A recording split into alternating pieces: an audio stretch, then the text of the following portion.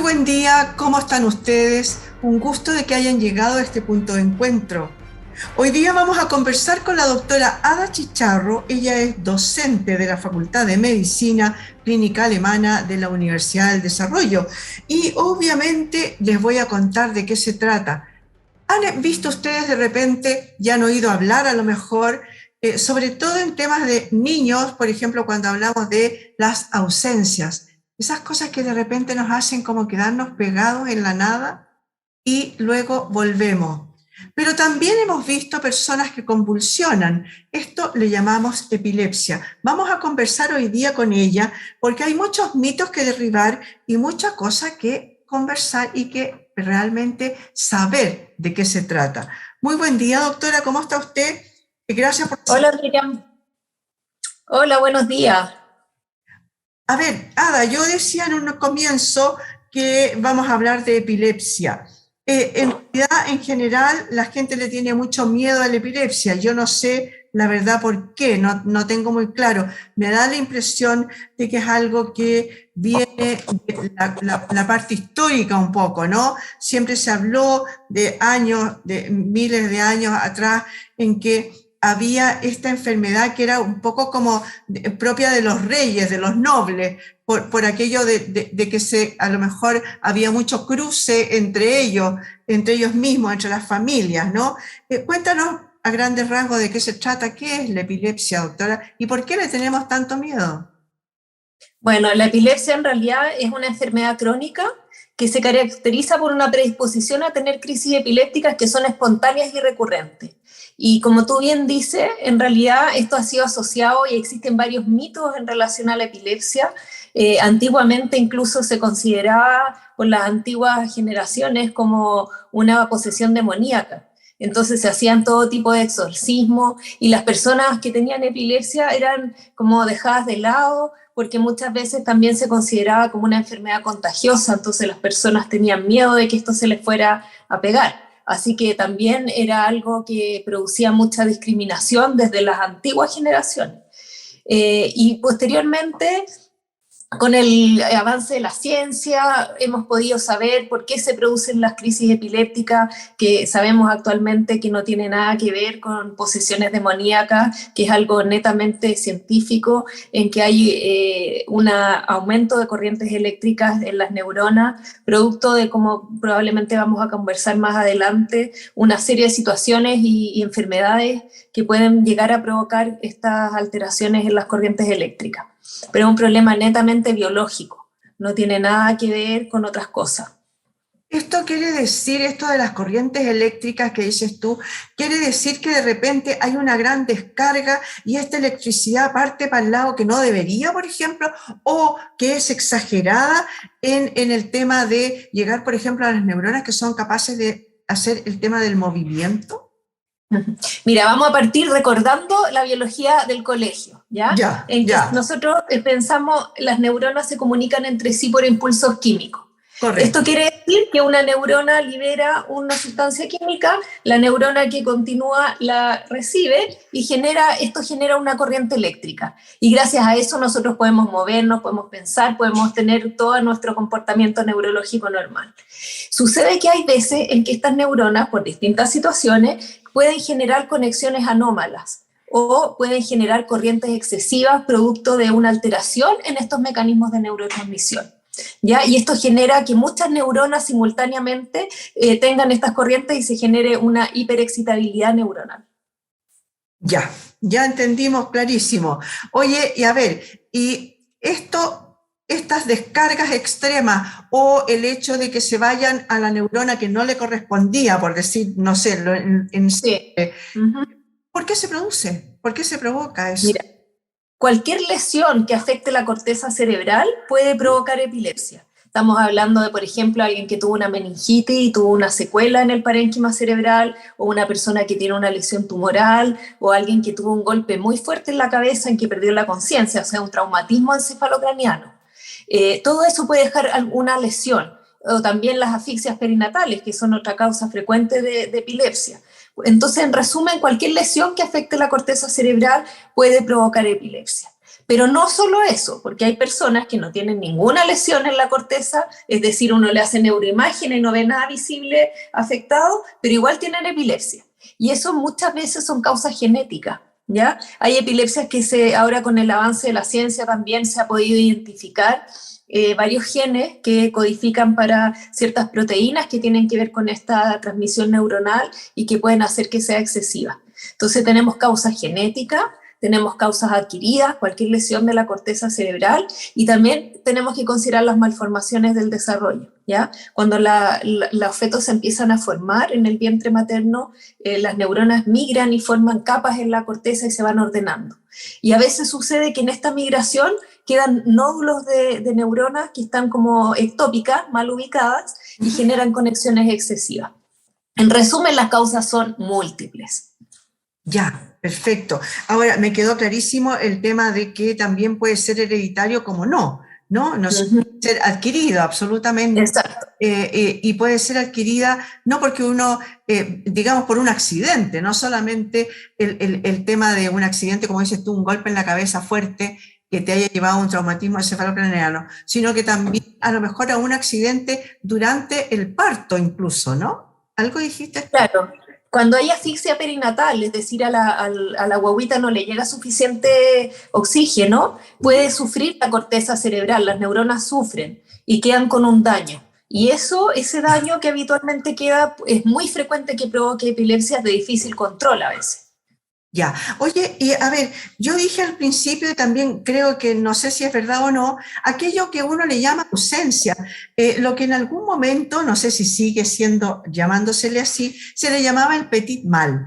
Estas ausencias que son aquello que uno como que se queda como en babia, como dice la gente, ¿no?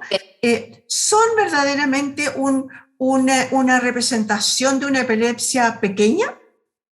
Sí, mira, muy buena la pregunta, porque habitualmente nosotros tendemos a, como en nuestra mente, tener el concepto de epilepsia, crisis convulsiva, ¿no es cierto? Tónico-clónica, con movimientos anormales, con la persona en el suelo. Eso es el 20% de todas las crisis de epilepsia.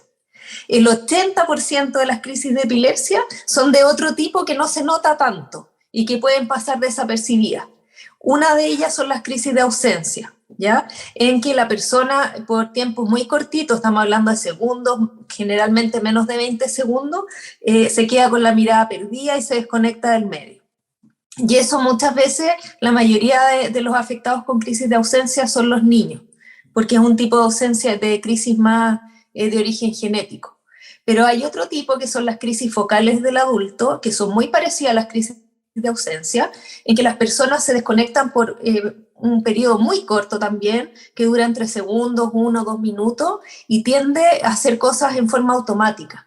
Entonces lo que tú vas a ver es alguien que está con los ojos abiertos, que parece estar consciente, pero que si tú le hablas no te va a responder, que va a tener muchas veces movimientos automáticos, como por ejemplo de las manos, que parece tener un propósito, es decir, se toca la ropa o hace cosas, pero en realidad la persona no está consciente de lo que está haciendo. Y la prueba está que después de pasado 1 o 2 minutos, en que la crisis termina, la persona no recuerda qué sucedió y no sabe que movió las manos, no sabe que movió la boca, porque muchas veces hacen este movimiento. Este tipo de crisis son las crisis más frecuentes de todas, ¿ya? Y que son las crisis focales con alteración de conciencia, y que muchas veces pasan desapercibidas. Sí, a eso quería llegar, a ver, para agotar un poco el tema de los niños y de estas ausencias, ¿no? Estas ausencias a veces pasa en personas adultas también y que de repente vuelven solas, ¿no? Esto va aumentando en periodicidad, va aumentando en gravedad o se mantienen ahí de por vida y no hay mayor manifestación del tema de la epilepsia. Claro, cuando nosotros como médicos decimos ausencia nos referimos principalmente a los niños, pero entiendo que estamos hablando de lo mismo cuando decimos ausencia en adultos o niños, que son estas como desconexiones. Pongámosle a todas como ausencia. Mira, lo habitual es que estas crisis empiecen y hay un tiempo, más o menos no tan corto, de meses o a veces un año, en que las personas no lo reconocen como una crisis. Hasta que sucede que en algún momento esta crisis que era focal se generaliza y la persona convulsiona, tiene una crisis grande, evidente. Y es ahí cuando la persona ingresa a la clínica, al hospital, le hacen las preguntas y le preguntan, ¿usted ha tenido antes episodios de desconexión? Y ahí aparece este antecedente. Esa es como la historia más frecuente.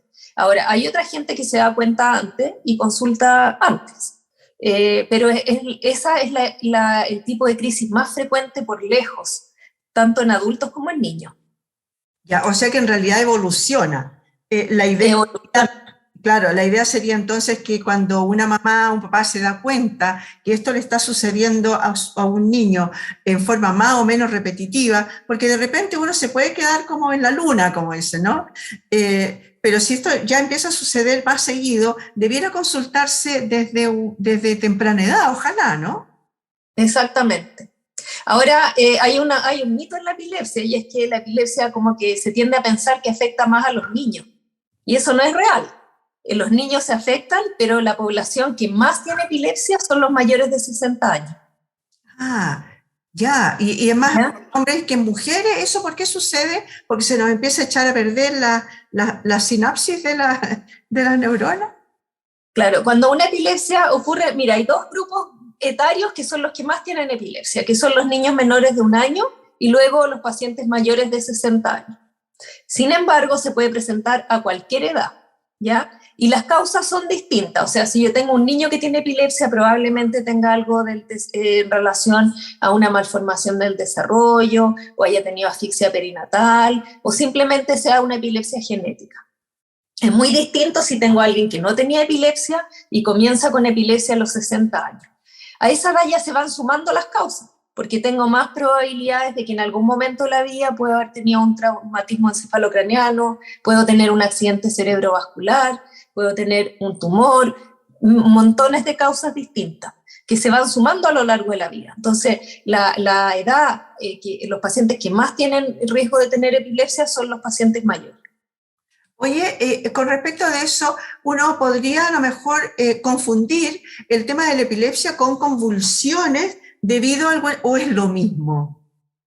Sí, existen dos. Cuando tú tienes una crisis epiléptica, uno no dice el tiro tiene epilepsia, ¿ya? Porque epilepsia requiere que tenga una probabilidad muy alta de recurrencia. Entonces, hay crisis que pueden ser reactivas a causas transitorias, ¿ya? Por ejemplo, una persona que consume algún medicamento que favorece las crisis epilépticas y lo deja de consumir, ya no va a tener riesgo de que esto se repita. Entonces, en ese caso se dice que tuvo una crisis provocada o una crisis reactiva. O alguien que consume drogas, por ejemplo, y tuvo una crisis porque consumió droga, eso tampoco se considera epilepsia.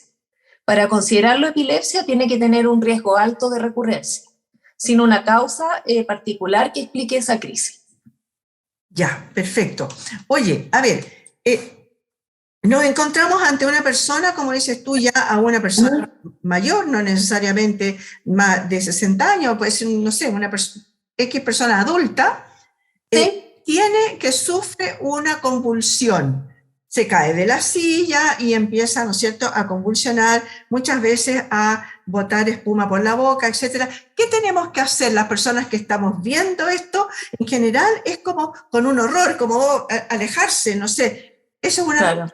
Otra reacción. Muchas veces yo lo escuché de jovencita, que había que ponerle, por ejemplo, un lápiz en la boca para que no se mordiera la lengua.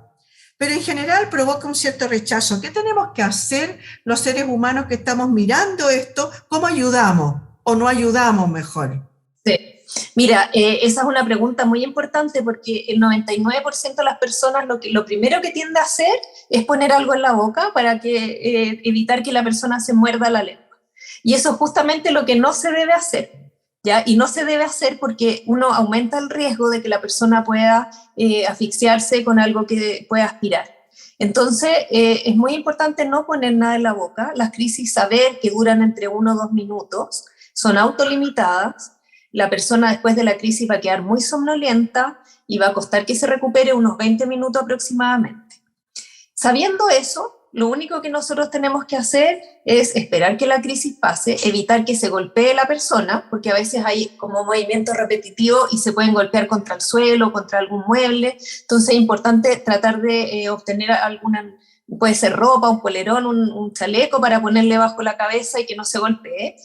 Cuando la crisis termina, inmediatamente ponerlo de lado, porque se producen no pocas veces vómitos posteriores, y el riesgo ahí es que se aspire, que se vaya al pulmón y que tape la vía aérea.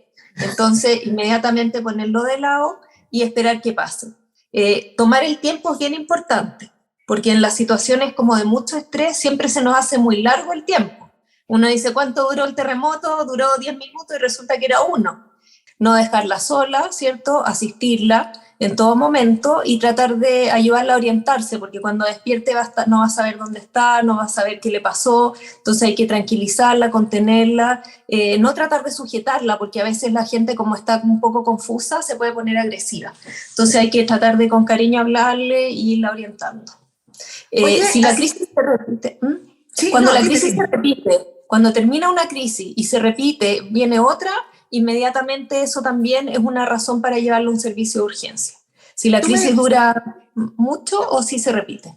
tú me decías justamente eso, que si duraba más de 2 minutos, ¿qué pasaba?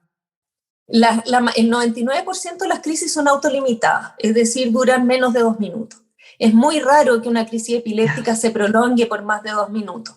Por lo tanto, en ese caso, si sigue convulsionando más de 2 minutos, hay que trasladarlo a un servicio de urgencia, porque eso puede ser un estado que se llama estado epiléptico, en que la crisis no termina y eso es más grave. Entonces, Ya. cuando es muy larga, o viene una, termina y viene otra, ahí también hay que llevarlo a un servicio de urgencia. Cuéntame una cosa, ¿qué le pasa a la persona que está sufriendo ese ataque en ese momento? Muchos se ha dicho que las neuronas se van muriendo, ¿es verdad? Cuando las crisis se repiten una tras otra y viene una, otra en un periodo de horas, o la crisis es muy prolongada, es decir, dura más de 5 o 10 minutos, eso sí tiene riesgo, porque hay una hipoxia cerebral. Después de esta contracción tónica tan prolongada, hay mala oxigenación y puede haber digamos, un riesgo para el cerebro. En general, cuando son crisis aisladas, eso no va generando pérdida neuronal, a no ser que sean muy repetidas. Ya. Y otra cosa también que ha surgido mucho, siempre se ha dicho, y es que ¿cuáles son los factores de riesgo? Por ejemplo, yo siempre escuché que las personas expuestas, por ejemplo, a una luz estroboscópica podría producirle un ataque, obviamente si tiene la condición, ¿no es cierto? Podría venirle un ataque de epilepsia. ¿Cuáles son los factores de riesgo que llevan a esto? Bueno, mira, solamente el 5% de todas las epilepsias son fotosensibles. Por lo tanto, Ya. no todas las personas que están expuestas a estas luces intermitentes se exacerban las crisis, solo una minoría. Pero es uno de los factores que contribuye en esa minoría. Para la mayoría de las personas lo que sí contribuye es que hay 3 factores reconocidos que pueden exacerbar las crisis, que son la falta de sueño, el estrés y la ingesta de alcohol. Generalmente la ingesta de alcohol es el día anterior, ¿ya? Las crisis se provocan en forma reactiva entre 6 y 24 horas después de la ingesta de alcohol. Obviamente que son cantidades de alcohol significativas, pero esas 3 cosas son factores gatillantes habituales de crisis en personas con epilepsia. Ahora, estos factores de riesgo, puede ser que a una persona le afecten más que a otros, porque, por ejemplo, o es por la predisposición que tiene realmente. Te pongo el caso. Yo tenía un compañero en la universidad que tenía esto, que sufría de epilepsia, y que cada vez que teníamos una prueba o algo así, un control, un examen o algo escrito, a él le venía, porque supongo que por el caso segundo que tú me pusiste ahí, que era el tema del estrés. Pero hay mucha gente que está con ese estrés, que estaban en las mismas condiciones, digamos, pero no tenían esa condición antes del tema de sufrir un ataque de epilepsia.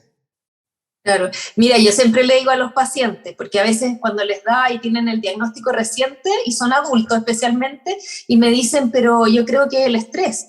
Y yo le digo, sí, pero el estrés no le... Todos estamos bajo estrés, ¿me entienden? Mucha gente, y no todos hacen crisis epiléptica. Entonces, para hacer crisis epiléptica bajo estrés, tú tienes que necesariamente tener una condición previa que predisponga a tener esas crisis. Y efectivamente hay gente que es mucho más sensible al estrés, me refiero a personas con epilepsia que son más sensibles al estrés que otras, y algunos más sensibles a la privación de sueño y otros más sensibles al alcohol. Nosotros en general como especialistas no hablamos de la epilepsia, sino que hablamos de las epilepsias, porque son muchas, muy diferentes, algunas que influyen algunos factores, otros otras, realmente es muy diverso ahí las características de cada persona. Perfecto. Oye, y para ir terminando, cuéntame un poquito, a ver, la gente con epilepsia suele tener una vida absolutamente normal si la tiene controlada, básicamente es con ciertos medicamentos, ¿no es cierto?